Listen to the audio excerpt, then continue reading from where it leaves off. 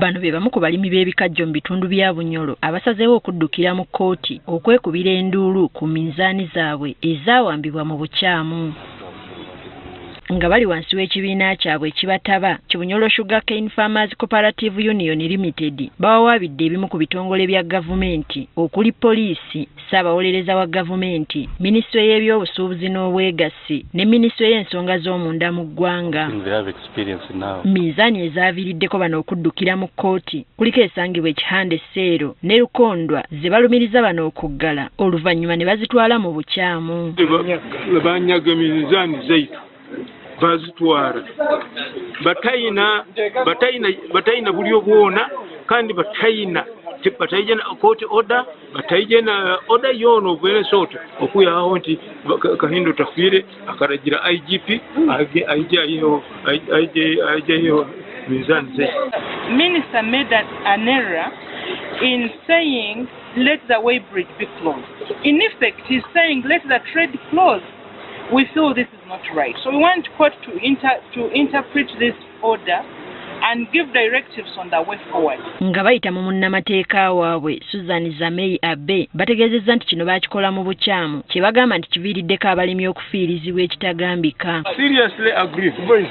All our properties were vandalized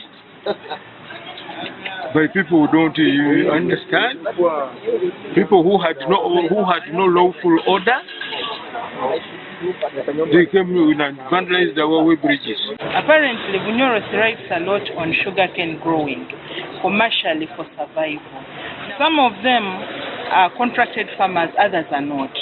So there is a way bridge that the cooperative has been using in purchase of sugarcane from farmers. Ng'oggyeko ekyo abantu bangi mu kaseera kano ababadde batambuliza emirimu gyabwe ku byuma bino tebakyasobola kubaako kye beekolera ekirese obulamu bwabwe mu bbanga nga tebalina mirimu. Alafumba wooteeri naye nange kinkubye wala kutwala ku mizaani yabwe bambadde ngifunamu nsomesa abaana bange yendiisa yendabirira awamu ne famire yange. Bayitize netugendezaako mufiso netugendezaako ku mwizo gwe baali babeera nagwo abalimi tutambule obutuddi bakaaba mutuwonyiza mwebale kujja babadde basanyukira saavisi zaffe. Must also pay us for the loss we have incurred all these days.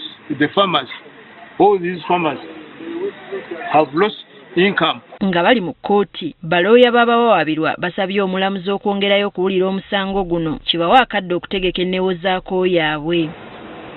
Omusango omulamuzi agwongezzaayo nga gwakuddamu okuwulirwa ng'ennaku z'omwezi 5 omwezi ogwokusatu omwaka guno.